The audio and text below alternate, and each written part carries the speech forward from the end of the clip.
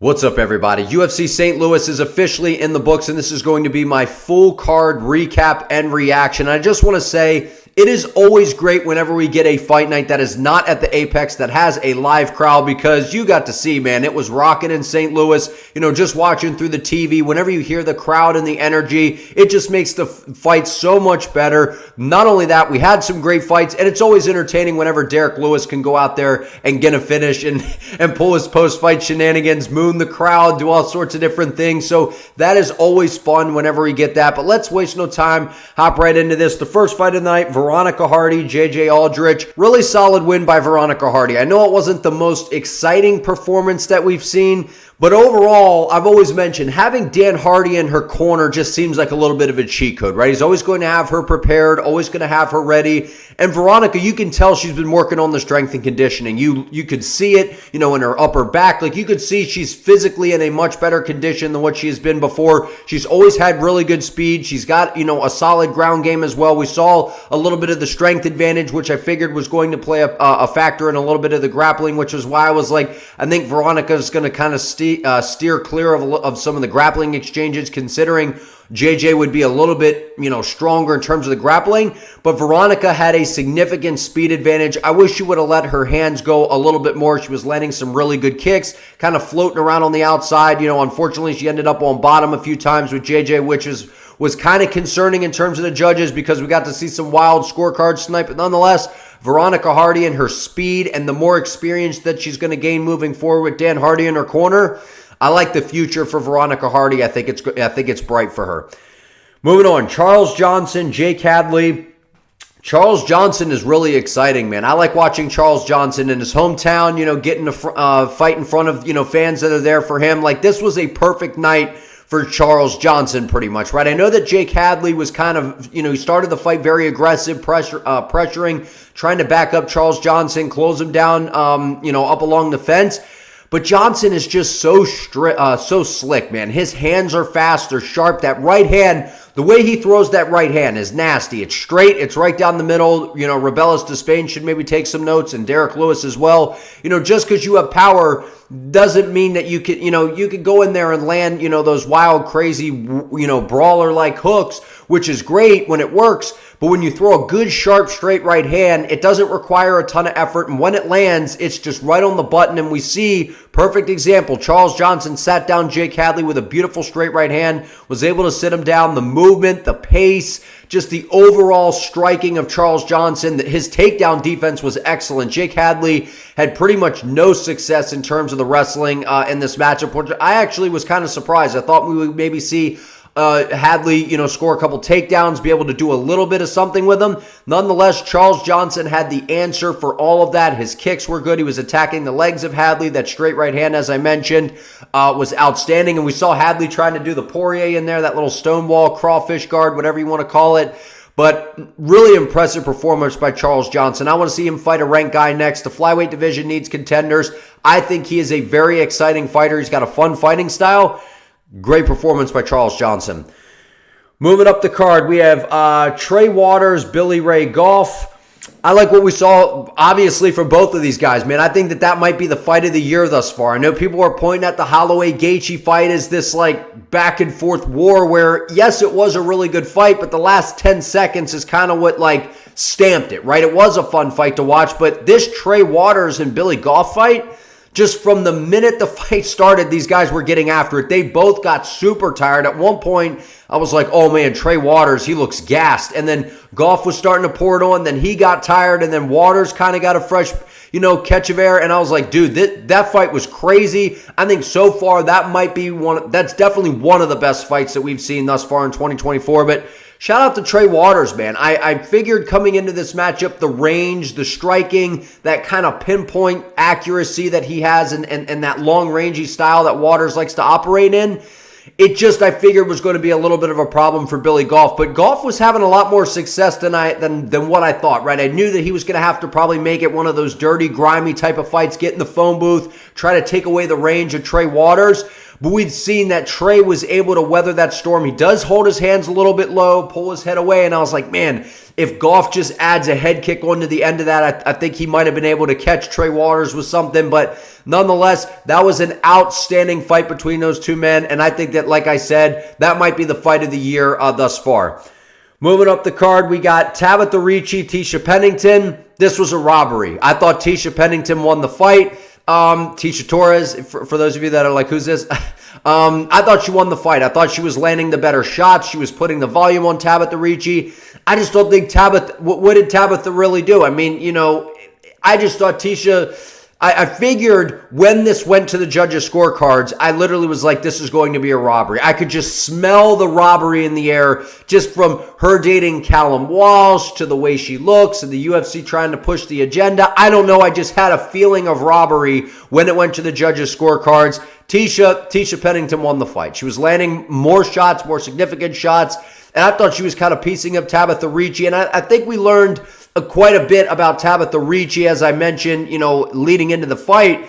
She's just not, she's very raw, right? Her striking is not the best. Her grappling is decent. She has decent strength and stuff, but overall, I think that there's a lot of holes in her game compared to the other women in the top of the division. So she's definitely going to run into some problems. I thought Tisha Pennington was robbed nonetheless. I thought she was putting it on Tabitha Ricci, so I'm saying robbery. Moving on. Esteban Ribovics and Terrence McKinney. Crazy knockout by Esteban, man. And again, very sad because I like Terrence McKinney, man. And it seems like we just can't catch a break and see Terrence McKinney get that, finish that we all kind of want to see, right? That's what we really liked about Terrence McKinney, the fast starts, the exciting fighting style. He came out, orthodox. I think that a lot of that was to maybe try to avoid some of the kicks of Esteban. I don't know. Maybe it was something in the game plan, get that power hand in front, and he was landing a really good jab. He was moving well, but Esteban extended the combinations through that right hand, brought that head kick up behind it, and you saw as McKinney was switching stances and stepping back, his hand was down. Boom, nasty head kick puts him down. That was a sensational knockout by Esteban. And really, honestly, it was kind of hard to watch, right? I like Terrence McKinney. I feel like the fan base, we all just want to see Terrence be exciting. We want to see him put some wins together, go on a little bit of a run. But nonetheless, Esteban Ribovics, man, this is a guy to have your eye on. That was very, very impressive. I thought that was more impressive than the Bonfim finish. And just the way he set it up, the way he moved forward. And Terrence McKinney's a very fast starter. So to meet Terrence McKinney in the beginning there and be able to kind of match that firepower and get him out of there, that was impressive by Esteban. But Terrence McKinney, again, his movement looked good. He was landing a good jab. He started to let his backhand go a little bit. He was moving well. Just got caught, man. And that was a devastating knockout. And definitely the highlight of the night in terms of a finish. So shout out to Esteban. That was an incredible performance. Moving on up, we got Chase Hooper and Borshchev, Slava Claus. So people are going to say, oh, that wasn't a tap. It was a bad stoppage by Keith Peterson. Guys, let's be honest. Chase Hooper was absolutely dominating Borshchev. He was dominating every single second of it. And the fact that Chase Hooper was able to drop Slava Claus was, I think, maybe the most shocking thing of the night for me. Like, that left hand, and that is the perfect example of when somebody has really good grappling, just the way it affects your mind as a striker. Like when Kamaru Usman knocked out Jorge Masvidal, when that was... If that's just straight striking, that doesn't happen to Masvidal. But the thought of just the hesitation, your mind is just, it's thinking of different things. The threat of the takedown, it's not operating on just, slip and move and dip this way and that way. You're like, okay, but what if he drops and a level change? And what's the kryptonite when a guy has good grappling? They kind of dip and wing an overhand. You saw Chase Hooper land it. And I thought that Borshchev was going to get finished because I'm like, oh no, man, he's hurt, he's clipped, he's on the ground with Chase Hooper trying to shake off the cobwebs. I'm like, that is a nightmare because even if Chase Hooper was able to get Slava Claus down while Slava Claus was just, even at his wits about him, it wasn't a knockdown or anything, it would just be a normal takedown, he would be in trouble. And to have your bell rung by Chase Hooper is crazy. And Chase Hooper looks like a problem to me, man. And I think that, he mentioned basically Paddy Pimblett. He didn't say a name, but he was talking about Paddy Pimblett. I think that would be a fun fight. I think Chase basically took no damage, and people are going to say, oh, that wasn't a tap by Borshchev. Like, if you pat on someone, the referee is probably going to stop it. And either way, that freaking egg that Borshchev had on his head, he was taking an absolute beating. And shout out to Slavaklaus, man. He was hanging in there. He was surviving. He was moving on the ground. It was just the transitions of Chase are sensational, man. The way he just flows with the grappling, the jiu-jitsu, is really impressive. And the fact that his striking is coming along, we saw some wild kicks he was throwing there, which that's just going to only help. Keeps guys on alert, makes guys kind of hesitant and nervous. Really impressive performance by Chase Hooper. I think it wasn't the greatest, like we saw the knockout by Esteban, but overall, like shocking, amazing performance. I got to go Chase Hooper with kind of that performance of the night because that was total domination over Borshchev, who we all know has pretty good kickboxing. Moving on up the card, we have Waldo Cortes-Acosta and Rebellis Despaigne. Hype train number 1 derailed. Rebellis Despaigne, I can't believe that a guy that big and that athletic in terms of the striking that has zero grappling, right? So, okay, throw that out the window. I feel like we all knew that, like, okay, the grappling is going to be lacking here. Why are you not in a lower stance? Why are you not pushing forward, throwing straight shots down the middle? Everything's this big, wild, looping shot. And it's like, dude, you have zero takedown defense. You have zero ground game. You have zero jiu-jitsu skills at all. And you're winging wild shots that are just going to allow Cortes-Acosta to duck underneath and take you down, which he did literally in all 3 rounds. Straight move forward, tuck your chin, and throw something straight down the middle. That straight right hand that Charles Johnson was landing. Could you imagine if Rebellis Despaigne, when he was marching down Cortes-Acosta up against the fence, if he would have straightened out a right hand, what could have happened? I'm not saying he would have won, but I think he would have had a lot more success. He needed a lower center of gravity. He was standing up so tall, and I know he started to get tired. And that, shout out to Cortes-Acosta, man. That was a brilliant game plan. Playing to the game, wave him on, be like, come on, big man. I know you're going to get tired. I know you're going to swing wild. I'm just going to raise up my guard, block it. You know, maybe I'll try and stand in exchange with you. I'm just going to take you down. You got no ground game. To get dominated on the ground by Cortes-Acosta, who's basically, he's just a striker. He's basically just a boxer pretty much in the heavyweight division. Does throw some kicks of his own, but pretty much just a guy that's going to stand and bang in terms of the boxing. And you get dominated in the grappling by him. And it's now or never for Rebellis, man. It's not to say he can't improve and get better. This guy's older. He's like 36, 37, I'm pretty sure. You know, he's coming over. He's not here for a long time. He's here for a good time. And he goes in there, had a huge opportunity opening up the main card in front of a crowd and just blew it. And just absolutely blew it. And like I said, if you knew that the takedown defense and stuff is that bad, lower your base, lower your center of gravity, push forward, throw straight shots down the middle, because anytime you throw looping things, guys are going to duck underneath and take you down.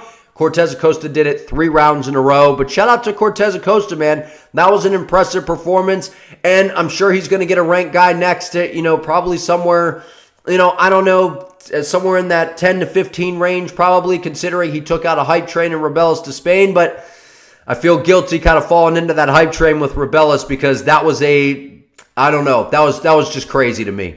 All right, moving on. We have Sean Woodson and Alex Caceres. Now, the judge that scored this 30-27 should be investigated. This was a 29-28. I even put out a tweet during the thing saying that, it was 1-1 heading into the third, and if Sean Woodson could just turn it into a boxing match, he was going to win. Sean Woodson has became, over the past few fights, really just has become one of my favorite guys inside the UFC to watch. I love the style. I love the Philly shell, moving the hands around just to look it up, hands flying up, throwing good straight shots down the middle. He's got good boxing. We saw some good calf kicks from him that he was landing on Alex Caceres, and then we saw Alex adjust very well, start checking some of those kicks, and I was like, abandon the kicking game, just turn it into a boxing match. And once Woodson did that in the third round, I was like, I feel confident that he's going to get the win. But I gave the first round to Woodson, round 2 to Caceres, round 3 to Woodson. So to say that Woodson won all 3, I don't think is fair. I think that judge should be investigated. But Sean Woodson calling out Bryce Mitchell for his next matchup, I don't really like that fight, to be honest with you, right? I think that Sean Woodson does have some very good striking, but we haven't really seen him out there putting people away. He's going to decisions, and when you're in there against a guy like Bryce Mitchell, who does have striking, right? I mean, it's not going to be on par with Sean Woodson, but I don't think he's going to respect the power of Sean Woodson, and we know that Bryce Mitchell has very good takedowns. He has good submissions. Now, Sean Woodson does have some decent takedown defense, but I just see him getting taken advantage of possibly in the grappling. I would still want to see Sean Woodson win, but I feel like the UFC, if they want to do him a service, they want to have a fun style of fighter, they should give him some strikers in the division. So I don't know what a potential matchup off the top of my head would be, but I really like watching Sean Woodson. He's becoming one of my favorite guys in the UFC to watch. I love a good boxer in MMA. I like the way he flows and just mixes things together. Shout out to Sean Woodson. That was a great performance. Moving on. Diego Ferreira taking out Mateusz Rebecki. That was an unbelievable performance by Diego Ferreira, because what we've seen from Rebecki is he's very aggressive in the first round. He's got really good power, he's got good movement, and he's got some thunder in those hands, man. The problem is when you fight like that, kind of like McGregor in a way, you come out so out of the gate so fast, and you're landing some really good shots. You're getting out ahead and you win the round, but then you come out into that second round and there's a big dip in your energy. And as it progresses into the back half of that second round and then into the third, we just saw a different guy. Mateusz was incredibly tired, and Diego Ferreira, anytime you get a rising prospect that looks very dominant, that hasn't faced much adversity, and they go in there against a grizzled vet who has some good submissions, who has decent striking, like a Diego Ferreira, the longer the fight plays out, it just seems like it puts guys in trouble. Like we saw Joe Pyfer, a young, hungry guy who hits hard, go in there against Jack Hermanson, and that veteran presence just tends to take over. They tend to pick and poke at you. They're patient in that first round. They let you operate and kind of do your thing, and as the fight plays out, you just end up in some trouble. But I think that Mateusz will be back, man. I think he's a really good fighter. He's got a really good skill set. I think he's just going to have to work on. He's very explosive and he's very tough, and he does have really good power in his hands, and he does have good takedowns. We saw him, be able to take down Diego Ferreira, but he's going to have to work on kind of controlling the energy, because when you go in there against a guy that you just can't fold with one shot, we get to see that as you get drug out into the later rounds. So another hype train was derailed. We had Despaigne derailed, then we had Mateusz derailed. So shout out to Diego Ferreira, man. Later in his career, still getting it done. And he even said leading up to the fight, he's like, I remember when I used to be like that, a fast starter, aggressive, tried to get people out of there, and then eventually you run into guys that you can't get out of there, and you're tired and standing in front of them late in the fight, and you end up losing. So shout out to Diego, man, because that was a very impressive performance, because he put an absolute beating on Mateusz as that fight played out. I mean, we might be talking, I don't want to say career-altering but that was a lot of damage. Had both of his eyes swollen shut. He ended up taking quite a bit of damage. Great performance by Ferreira. Moving on. Carlos Ulberg, Alonzo Menifield. I've been telling you all, man, if you guys have been following my channel, and if you haven't, check out some of the other videos I have talking about Carlos Ulberg. I've been high on this man ever since he came into the UFC. A lot of people jumped ship after his first fight inside the UFC. Back on the Contender Series, we got to see what Carlos Ulberg is about in MMA. This is a guy I've been seeing in King of the Ring, which is what Izzy used to do in terms of kickboxing. I've always said Carlos Ulberg is one of the most dangerous guys in the entire division for two reasons. One, he can sit there and play the point style game. Two, he could just knock you out with one shot. And we've seen that Alonzo Menifield actually had a decent game plan, because he tried to catch him by surprise, because if Menifield was just going to sit there and try to play a kickboxing game with him, Carlos Ulberg was gonna pick him apart and eventually catch him and finish him. So Menifield tried to catch him off guard, play a little bit of just move forward and then just launch on him.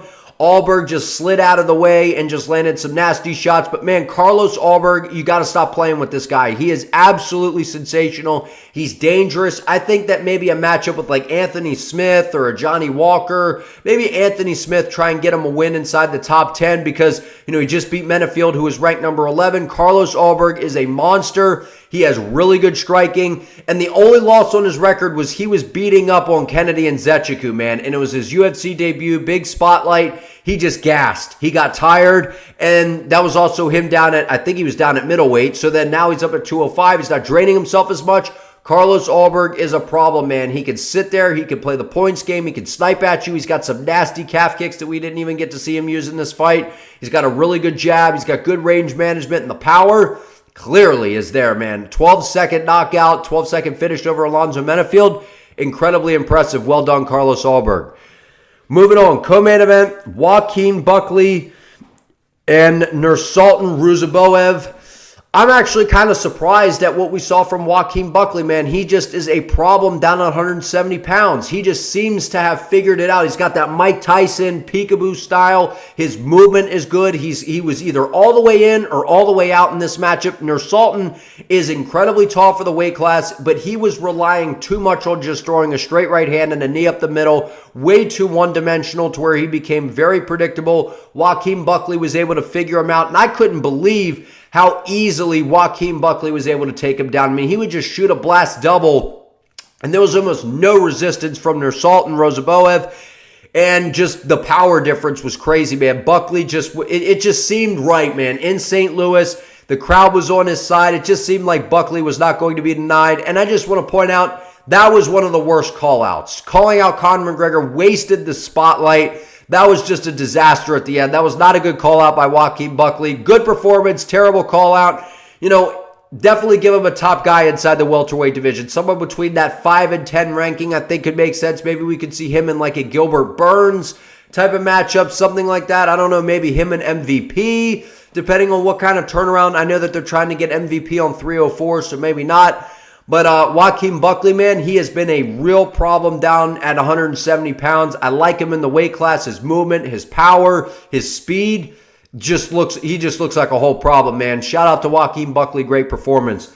Main event, Derek Lewis. Derek, you could have knocked this guy out in the first minute, dude.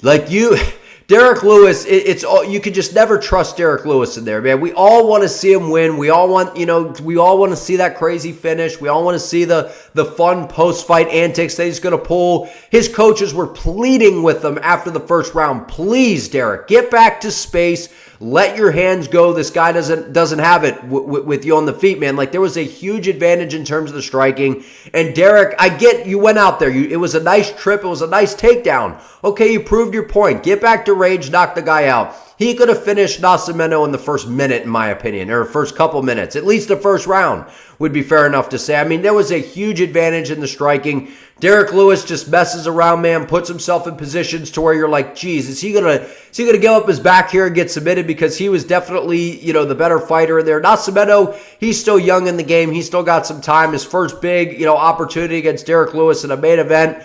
And then the post-fight antics by Derek Lewis, moons the crowd, throws his cup, takes the shorts off. Like, it's always entertaining whenever Derek Lewis is fighting because of, one, his fighting style, the knockouts, the post-fight antics. He's a great personality, but it's hard to trust him in there, man. His coaches were pleading with him to get back to space. I'm like, Derek, what are you doing? And I just seemed like that is always, the case. And I really don't know what's next for Derek Lewis because he's still ranked, right? I don't know if he's going to really want to go on a title run. Maybe he just wants some fun fights. Maybe they do the Tai Tuivasa rematch or something like that. I'm sure he called out Jailton Almeida. I know, leading up to the fight throughout fight week, he said he wants that one back. I don't know if the UFC is going to do that, though. I don't think that they want to do that to Derek Lewis again. I'm sure they're going to give him another striker. Maybe we get Marcin Tybura against Derek Lewis, or maybe Derek Lewis against Tuivasa, something like that. But nonetheless, always fun to see Derek Lewis get the win because it is always wildly entertaining. But that's my post-fight recap. Like this video, comment your thoughts below on this fight night. I thought it was a really solid card overall. Subscribe to the channel, help your boy out. I appreciate you all. See you next time.